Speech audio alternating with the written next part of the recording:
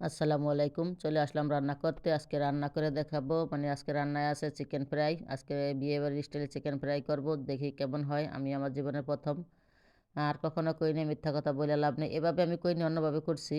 তো আগে আমি পেঁয়াজ দিয়েছিলাম পরিমাণ মতো। অল্প করে পেঁয়াজ কুচিটা ভালো করে লাল হয়ে গেলে আমি পরিমাণ মতো আদা, রসুন, হলুদ দেই নাই, সরি। আদা, রসুন, জিরা, ধনিয়া সবকিছু দিয়ে দিব। এখানে একটু দারচিনি, এলাচের গুঁড়া দিয়ে দিলাম। এখানে আমি হলুদ ব্যবহার করব না, মরিচ দিছি কারণ জালের জন্য। আর মশলাটা আপনি মাংস যেই পরিমাণ দেইখা দিবেন। আমার এখানে ৬ পিস মাংস আছে, আমরা ৫ জন। সেইজন্য আমার ৬ পিস মাংস নিছি এক বেলার জন্য। তাই যার মাংস পরিমাণ আপনি মশলাটা ব্যবহার করবেন।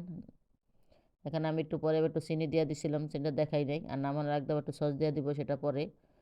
তো আমি ভালো করে কষাই একটু পানি দেওয়া ডিম করে চুলায় দিয়ে রাখবো যাতে আস্তে আস্তে সিদ্ধ হয়। আর আপনার মাংসটা যদি বয়স বেশি হয় মুরগির, তাহলে পানিটা একটু বেশি দিবেন। আমার মাংস মুরগির রানগুলো বেশি করতে না, শক্ত না। মনে হয় সম্ভবত সোনালী মুরগি, জানি না কোত্থেকে, দেশি না বিদেশি আমি সেটাও জানি না। ইতালিতে এরকম এখন নতুন পাই আমি। আনছিলাম ওদিনকে এই শুকনা ফ্রাই খাওয়ার জন্য। তো আমি ওদিকে দিয়ে রাখছি, এদিকে আমি গরুর মাংস চড়াই দিলাম। আদা, রসুন, হলুদ, মরিচ সব কিছু দেওয়ার এটা দেখাই নাই। সবাই পারেন গরুর মাংস রান্না করতে, দারচিনি, এলাচি, তেজপাতা যা আছে সব কিছু, যা আছে সাধ্যের মধ্যে। আর যে যেভাবে খায়েন, খাইয়া অভ্যস্ত। তো আমি গরুর মাংসটা এক চুলায় দিছি, আর এক চুলায় মাংসটা আস্তে আস্তে সিদ্ধ হইতেছে। কারণ ওটা আস্তে আস্তে সিদ্ধ হইতে হবে, পানি কিন্তু আমি বেশি দিই নাই।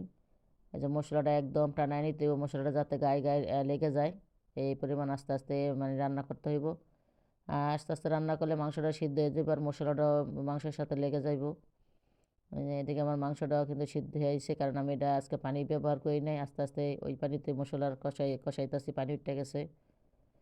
নাড়াচাড়া দিয়ে ঢেকে দিব। ওইদিকে কিন্তু আমার মাংস মনে হয়ে গেছে। আমি সস দিয়ে দিছিলাম, সস দিয়ে তারপরে ঠান্ডা করতে দিছি।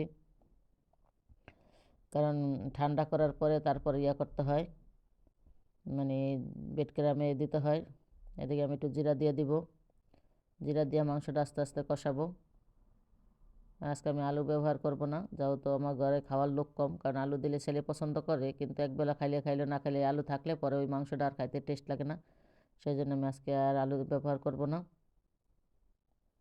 দেখেন আমার মাংস কিন্তু প্রায় সিদ্ধ হয়ে আসছে। আর মাংসের কালারটাও কিন্তু সুন্দর। আমার মাংস কিন্তু ঠান্ডা হয়ে গেছে। আমি এখন বেডক্রামে ভালো করে গড়াই নিব।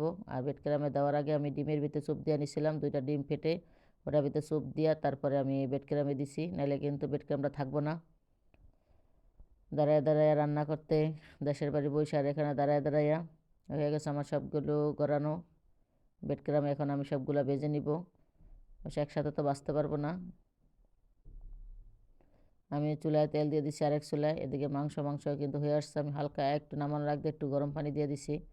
আর যেহেতু একটু জল না হইলে আবার ছেলে আবার খাইতে পারবো না। এই যে আমি ভাজা শুরু হয়ে গেছে। এই আর এত ক্রিস্পি হয়েছে। আসলে বিয়ে বিয়ে এরকম করেই বানায়। দেখেন দেখতে কেমন হয়েছে, কালারটা অনেক সুন্দর ক্রিস্পি হয়েছে। তোকে পোলাও রান্না করছিলাম, সাথে গরুর মাংস।